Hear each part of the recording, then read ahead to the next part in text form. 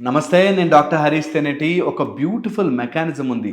ఒక ఎఫెక్ట్ గురించి ఈ సైకలాజికల్ లాజిక్స్ చదువుతున్నప్పుడు అరే నిజం కదా అనిపిస్తుంది. అందులో ఈ మధ్య నాకు అందరికీ చెప్పాలి అనిపించిన లాజిక్ ఏంటంటే, పని సమయానికి తగ్గట్టుగా పెరుగుతుంది. పని సమయానికి తగ్గట్టుగా పెరుగుతుంది.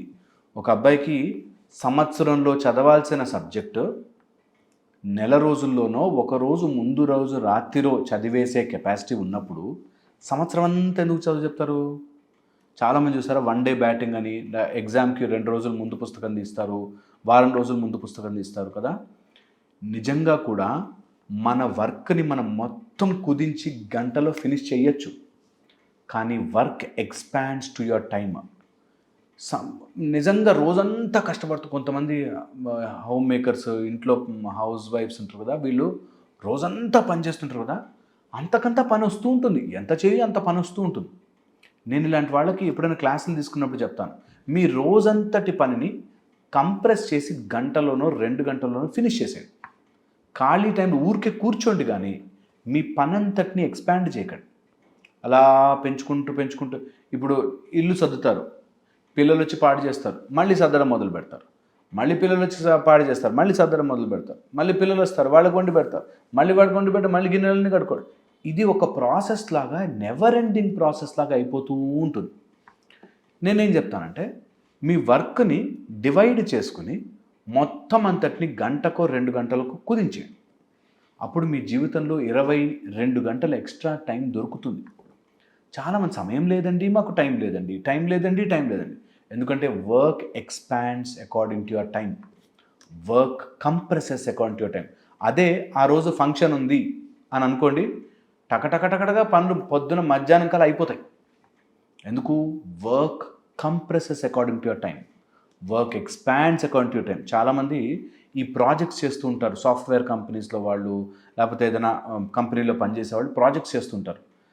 డెడ్ లైన్ ఉంది అనగా డెడ్ లైన్ రోజు వరకు, అప్పటికీ ముందు నుంచే ప్రిపేర్ అవుతున్నా కూడా డెడ్ లైన్ డే వరకు వస్తూనే ఉంటుంది పని. ఇది చాలా గట్టిగా అర్థం చేసుకోవాలి. That work expands according to the time. అందుకని ఈ టైంని మీరే కంప్రెస్ చేసి పెట్టండి. మీరే నా లైఫ్లో ఇంత టైమే నేను స్పెండ్ చేస్తాను. ఇది నేను చాలా చోట్ల డైరెక్ట్గాను ఇండైరెక్ట్గాను ఈ మాట చెప్పాను. ఎందుకంటే మీ జీవితంలో సమయం మిగిలితే మీకోసం మీరు సమయం తీసుకోవచ్చు, మీ స్పిరిచువల్ డెవలప్మెంట్ కోసం మీరు సమయం తీసుకోవచ్చు, మీరు మెడిటేషన్ కోసం సమయం తీయచ్చు, మీ ఆర్ట్ కోసం, మీ హాబీ కోసం సమయం తీయచ్చు. ఓకే, ఎప్పుడైతే ఇది అర్థం కాదో సమయం అలా ఏంటో అండి, రోజులు గడిచిపోతున్నాయి. లాస్ట్ ఇయర్ అప్పుడే మనం డిసెంబర్కి వచ్చేసాం కదా, నవంబర్ అయిపోతుంది, డిసెంబర్కి వచ్చేస్తాం. 2025 అయిపోయింది. ఏం చేశామురా బాబు ఈ సంవత్సరం అంటే, రోజంతా బిజీ, ఎక్కడ ఫ్రీ లేము, అయినా ఏమీ చేయలేదు, ఏమీ అవ్వలేదు లైఫ్లో. అందుకని సమయానికి తగ్గట్టుగా వర్క్ పెరుగుతూ ఉంటుంది. వర్క్ని కంప్రెస్ చేయండి. అదే వర్క్ మీరు గంటలోనూ ఫినిష్ చేయొచ్చు, అరగంటలోనూ ఫినిష్ చేయొచ్చు, మీరు రోజంతా కూడా తీసుకోవచ్చు. అదే గొప్ప వాళ్ళకి, పెద్దవాళ్ళకి, బాగా డబ్బు సంపాదిస్తున్న వాళ్ళు, వారు పెద్ద పెద్ద మినిస్ట్రియల్ పవర్స్ ఉన్నవాళ్ళు, వారు సీఈఓలుగా చేస్తున్న వాళ్ళు, పెద్ద కంపెనీ నడుపుతున్న వాళ్ళు, వారు మల్టీ టాస్కింగ్ చేసేవాళ్ళు సమయాన్ని దగ్గరగా చేస్తారు. ఎలా చేయగలుగుతారు? ఇక్కడికి వస్తుంది. ఓకే, మీరు చెప్పింది అర్థమైంది. ఎలా? ఓకే, ఎప్పుడు ఏ పని చూసినా ఇలా డివైడ్ చేసుకోండి. 1, ఇది నేనే చేయాలా, ఎవరికైనా అప్పచెప్పచ్చా? డెలిగేటింగ్. అప్పచెప్పచ్చా అంటే వాళ్ళ నెత్తి మీద తోసేయచ్చా కాదు, అది ఎఫెక్టివ్గా వాళ్ళతో చేయించచ్చా. ఒక ఇంట్లో ఉందనుకోండి, గిన్నెలు మనమే కడగచ్చు, లేదా గిన్నెలు కడగడానికి గల ఒక మెషిన్నో ఒక మనిషినో పెట్టుకోవచ్చు. ఒక డిష్ వాషర్స్ అని వస్తున్నాయి కదా. అలాగా నా పనిని నేను ఎలా డిస్పర్స్ చేయొచ్చు. ఒకవేళ డిష్ వాషర్ కొనాలనుకోండి, దానికి సంబంధించిన డబ్బు సంపాదిస్తే చాలు, పని అది చేసి పెడుతుంది. అలాగ మీ లైఫ్లో మీ పని ఒత్తిడిని తగ్గించడానికి, ఆర్ వర్క్ని తగ్గించడానికి మీరు ఎవరికైనా ఇవ్వచ్చా? అది నేనే చెయ్యాలా, ఎవరికైనా ఇవ్వాలా? ఇది చాలా చాలా ఇంపార్టెంట్. ఓకే, సో అలాగా కొన్ని లేదండి, గిన్నెలు మాత్రం నేనే కడుక్కోవాలి, నాకు నీట్గా ఉంటేనే ఇష్టం. ఓకే, అది మీ పార్ట్ ఆఫ్ జాబ్ అనుకున్నారనుకోండి, మీరు రాసుకోండి. ఎవరి పర్సనల్ రిక్వైర్మెంట్ వాళ్ళకు ఉంటుంది. కొంతమంది వంట మాత్రం నేను వేరే వాళ్ళకి ఇవ్వలేనండి, వంట నా పిల్లలకి నేనే చేసి పెట్టాలి అనుకుంటారు. It's a very good thing. So మీరు ఏం చేయగలుగుతారో రాసుకోండి. ఇవ్వగలిగినవి ఏమేమి ఉన్నాయి దాన్ని డెలిగేట్ చేయండి. Delegating your work is essential. ఇది ఆఫీస్లో మీరు పనిచేస్తున్నా సరే, ఎక్కడైనా ఆఫీస్లో పనిచేస్తున్నా అనుకోండి, అన్ని పనులు నెత్తి మీద వేసుకోవద్దు, ఒక్కొక్క పేపర్ మీరు కౌంట్ చేయొద్దు. ఎవరికైనా చెప్పగలనా, దీన్ని నా వర్క్ లోడ్ని తగ్గించడానికి. మీరు ఫెంటాస్టిక్గా అబ్జర్వ్ చేస్తే ఎప్పుడైతే ఈ వర్క్ లోడ్ తగ్గించుకోవడానికి మనుషులకు అప్పచెప్తుంటారో మీ సంపాదన, మీ ఎనర్జీ, మీ కెపాసిటీ పెరుగుతూ ఉంటుంది. That's the fun part. అందుకని అప్పచెప్పడం అనగానే మీరు ఏదో పవర్ అయిపోయినట్టు, వేరే వాళ్ళకి వచ్చేస్తున్నట్టు అనుకోవద్దు ఎప్పుడు కూడా. ఇది చాలా చాలా ఇంపార్టెంట్. సెకండ్ వచ్చేసి, ఏ పనిని నేను మాత్రమే చేయాలి అన్నది మీ లైఫ్లో పెట్టుకోండి. ఆ పని మీరే చేయాలి, ఇంకెవ్వరికి ఇవ్వకూడదు. అలాంటి కొన్ని కీ పనులు ఉంటాయి. ఫర్ ఎగ్జాంపుల్, పిల్లలు ఇంటి నుంచి స్కూల్ నుంచి రాగానే వాళ్ళతో ఒక అరగంట సమయం స్పెండ్ చేయడం, అది మీ పని మాత్రమే. తల్లి తండ్రిగా మీరు ఆఫీస్ నుంచి లేట్ నైట్ 9 o'clock వచ్చినా సరే, మీరు 9 o'clock to 9:30 పిల్లలతో స్పెండ్ చేయాలి. ఒక అరగంట పిల్లల టైం, అది ఎవ్వరికి ఇవ్వలేను. ఈరోజు ఆయమ్మ ఉంది కదా, ఆయమ్మ చూసుకుంటుందని అనలేను, నేను అది పెట్టి తీరాల్సిందే. అలాగా what work only I have to do. Okay.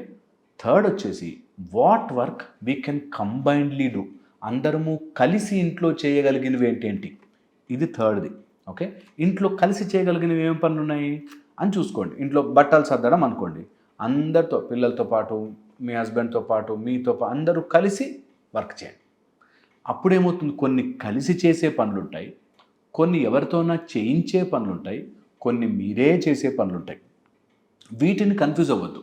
నేను ఒక ఆయన్ని చూశాను, మంచి షాప్ పెట్టుకున్నాడు, ఆ షాప్లో వర్కర్ని పెట్టాడు. వర్కర్ని పెట్టినా, అరే ఆ పైనుంచి సామాన్ది అంటాడు, నీకేం చేత కదని మళ్ళీ ఆయన ఎక్కి తీసుకుంటాడు. ఈ వర్కర్ ఊరికే నించుని చూస్తుంటాడు. అలా ఎప్పుడు కూడా వాళ్ళ పని కూడా మనమే చేసేసి పాడు చేసుకోకూడదు. ఇంకొక టైప్ ఉంటుంది, వేరే వాళ్ళకు ఒక పని చెప్తే అది 5 పనులు అవుతాయి. అలాంటి పనులు మనమే చేసుకోవాలి. ఆ పైనుంచి తీయంటే అది కింద ఎత్తేస్తాడు, మళ్ళీ అవన్నీ కడుక్కుని మళ్ళీ క్లీన్ చేసుకునేసరికి మనకు ఒకటికి డబుల్ పని అవుతుంది.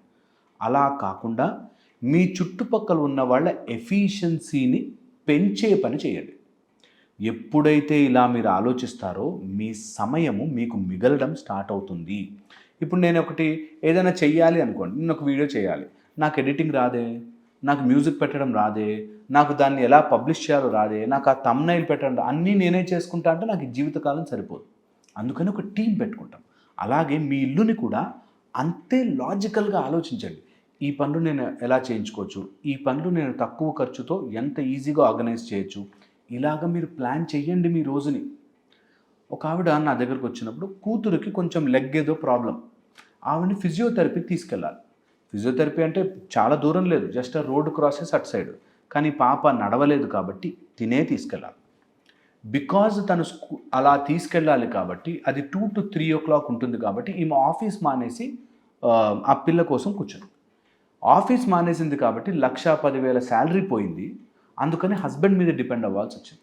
బికాజ్ హస్బెండ్ మీద డిపెండ్ అవ్వాల్సి వచ్చింది కాబట్టి ఆయన నేను ఇంత గ్రేటు, నేను అంత గ్రేటు అని ఫీల్ అవుతూ వైఫ్ని కొడుతూ టార్చర్ చేస్తుంటాడు. సో పాయింట్ ఏంటి, నువ్వు ఆ 2 to 3 టైంని ఎవరికైనా మీరు అప్పచెప్పగలిగితే, ఆర్ దాన్ని ఎలాగైనా మీరు డెలిగేట్ చేసి అది మీరు ఆఫీస్ నుంచి వచ్చాక గనక మేనేజ్ చేయగలుగుంటే, అక్కడే తెలివి వాడి ఉంటే ఈ సైకిల్ ఆఫ్ కష్టాలన్నీ వచ్చేవి కావు. సో మై లాజిక్ ఇస్, ఏ పని ఎంత ఈజీగా మలుచుకోవచ్చు అనేది ఆలోచించుకోకపోతే జీవితంలో ఆగిపోతాం. ఇది చదువుకునే పిల్లలు కావచ్చు,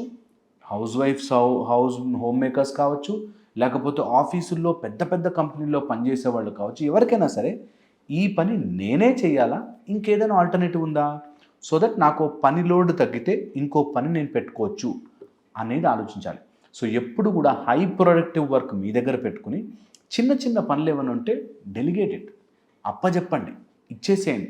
ఒక ఆయన ఇక్కడి నుంచి బయలుదేరి అక్కడెక్కడో దూరం ప్లేస్లో అక్కడ కూరగాయలు ఒక 15 రూపాయలు డిస్కౌంట్లో దొరుకుతాయని చెప్పి అంత దూరం పోతాడు. దానికి పోవడానికి రావడానికి ఆ ఖర్చుకి అంతటికి మీకు ట్రాఫిక్లో పోయి రావడానికి స్ట్రెస్కి హెల్త్ ప్రాబ్లమ్స్కి సరిపోతుంది. కానీ అలా కాదు, అక్కడ దాకా ఈయనే వెళ్ళి బండి మీద ఎంత కష్టపడతాడో పాపం రోజంతా అనే ఫీలింగ్లో ఉంటాడు. అలాంటి చోట కష్టపడకూడదు. దట్స్ ద తెలివి. అక్కడ ఇంటెలిజెన్స్ యూజ్ చేయాలి.